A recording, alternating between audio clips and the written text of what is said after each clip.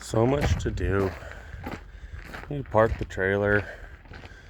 Need to park that pickup again, but I can't because my neighbor guy gave me 23 buckets of bolts that I have to go through and sort out and get rid of the garbage.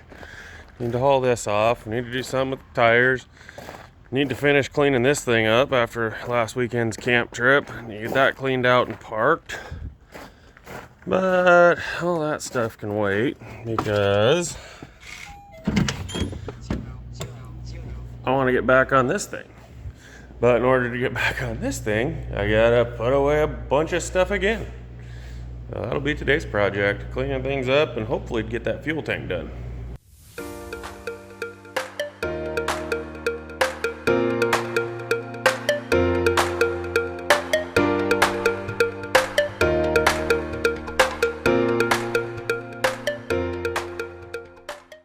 Well, that's a little better. At least I moved some stuff. Today we gotta get the fuel pump basket put in and get the end caps welded on.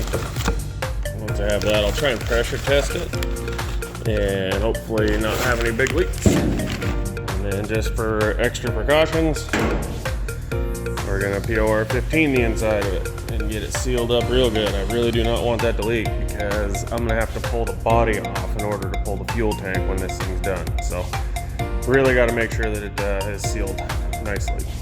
Nothing like shooting yourself in the foot right off the bat. I was looking at things and trying to figure out what that weld's from. That's right where the fuel pump needs to go. Guess what? It's my vent tube. I ran it right through the middle of where that has to go. So now I got to reach in there and grind it all out and bend it over to the side and re-weld it. One step forward, two steps back.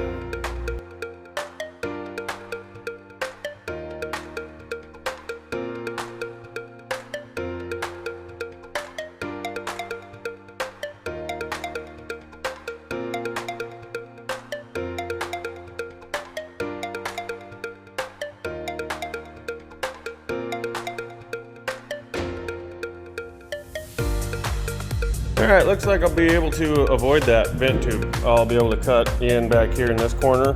I had to rebend the float because of the sump on this tank. I didn't want the bottom quarter on the gauge to be just this. So, there you go. I didn't want the bottom quarter of the tank to be the sump itself. So I bent it up to where empty is actually at the top of the sump. And it'll come up to about 3/4 of an inch from the top to be full. So this top part here will be basically extra on the gauge, but that gets me close enough to where I'll be fairly accurate. So yeah, a little reshaping on that. I got lucky with the vent tube. I'm glad I didn't put it over in here because I need to angle my lines out the back of the tank. So it's actually gonna be about right in here, I think. And that way I can bring the lines. I'll just build a channel in the floor where it goes to the back floor. And I'll run all my fuel lines down there underneath the tank and up the frame rail. So that's kind of the plan. It's not gonna be the easiest install, but I think it's gonna work.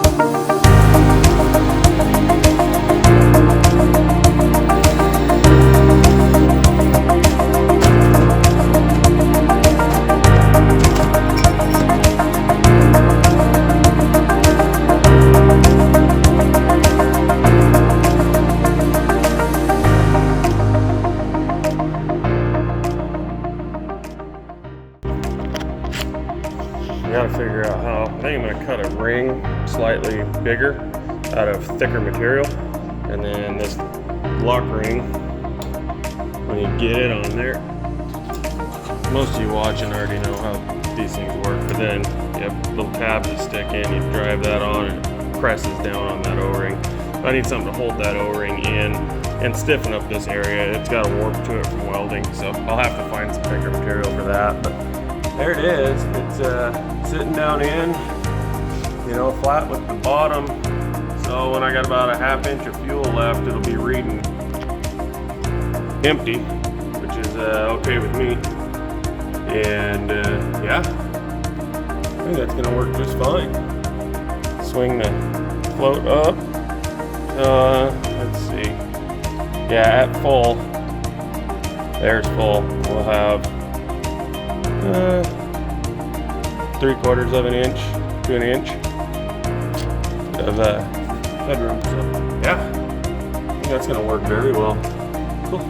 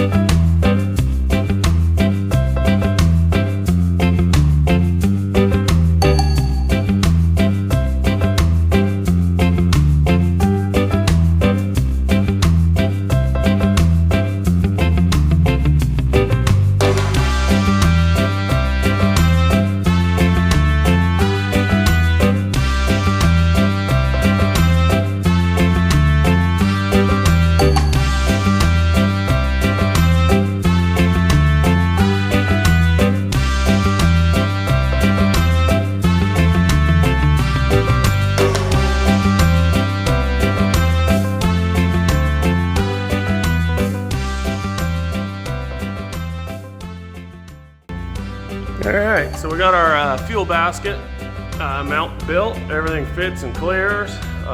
Flipped it up, got as much dirt out of it as I could. A little bit of oil canning there from welding that flange on. Knew that was going to happen, but it'll be under the floor, nobody will see it. So it's not worth putting a bunch of time into trying to straighten it out. Yeah, my vent cleared just fine. That was all good. And I'm going to build some end caps. And once I have those done, I'll get them welded on, and I'll try and figure out a way that I can pressure test this thing and go from there.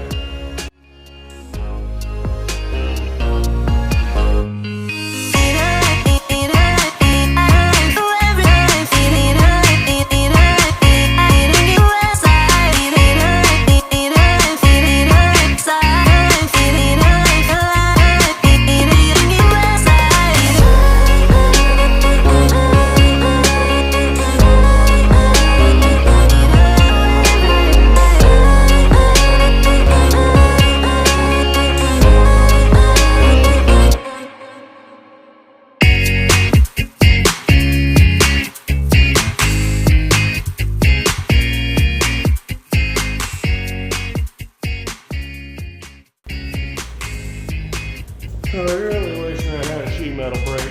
That would make life a lot easier instead of clamping things together. But for rubber mallet and a couple pieces of scrap iron, I think I can flatten that little deal out right there. Maybe grind back into here a little further to tighten it. This side's about the same. I mean, it's close. It's really close. So I think I can live with that. I'll take the flashing hammer and flatten this back out. But yeah, I'll make 2 of those, one for each side, and weld them up. At least there's no seams to weld on the inside so it can leak, anything like that. So it'll be good.